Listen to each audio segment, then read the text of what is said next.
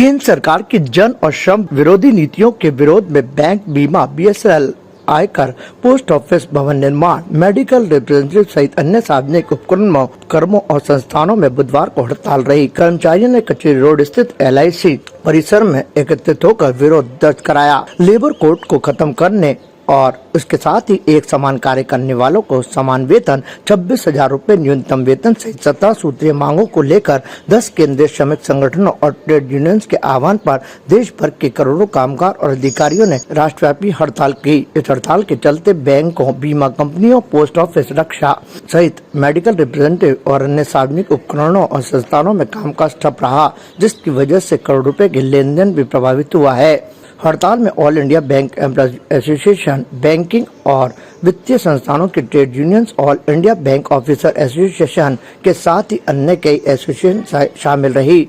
हालांकि कुछ बैंकों के अंदर हड़ताल कर्मी शामिल नहीं हुए। वजह ये मानी जा रही है कि कुल 4 यूनियन हैं, जिनमें से 3 यूनियन तो हड़ताल पर थी, बाकी एक यूनियन हड़ताल से दूर रही।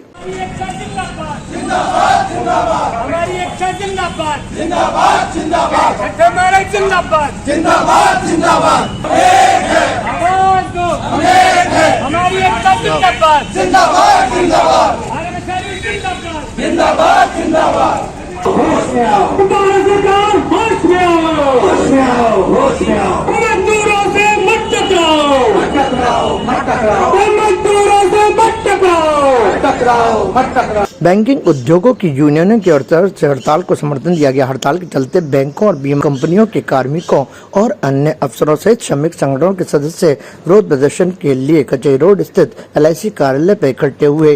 उन्होंने बताया कि सरकार की ये विरोध नीति श्रमिकों के लिए परेशानी का सबब बनती जा रही है।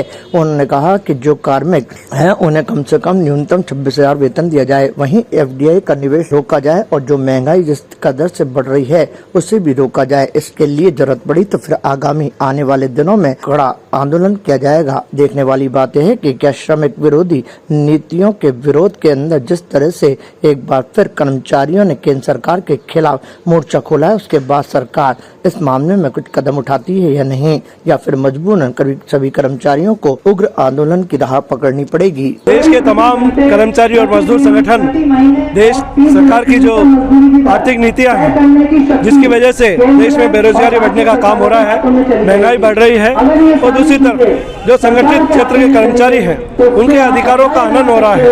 इस सब के विरोध में आज देश के तमाम केंद्रीय संगठनों ने एक दिन की हड़ताल का आह्वान किया है, और उसी के तहत अजमेर में हमारे बैंक, बीमा, LIC, रोडवेज, BSNL और तमाम संगठनों के लोगों ने यहाँ पर हड़ताल में भाग लेने का काम किया है, और अजमेर में एक सफल हड़ताल होने का काम हुआ है। इसके विरोध में हमने यहाँ एक सभा का आयोजन किया है और सरकार से मांग करते हैं कि सरकार निजीकरण का काम जो कर रही है उसको रोकने का काम करे। सरकार जिस तरह से मजदूरों के शोषण के लिए नए लेबर कोड लाने का काम कर रही है, पुराने कानूनों का समाप्त करने का काम कर रही है, 8 घंटे की जगह 10 घंटे, 12 घंटे, 14 घंटे कर्मचारियों से, मजदूरों से काम लिया जा रहा है, इस पर रोक लगने की आवश्यकता है। कर्मचारियों के, मजदूरों के अधिकारों की रक्षा होने की आवश्यकता है, अन्यथा मजदूरों को, देश की जनता को मजबूर होकर के इस सरकार के खिलाफ अनिश्चितकालीन हड़ताल करने का आह्वान करना पड़ेगा। ताज़ा खबरों के लिए देखते रहें सरेराह न्यूज। अपना फोन उठाएं और सब्सक्राइब करना ना भूलें।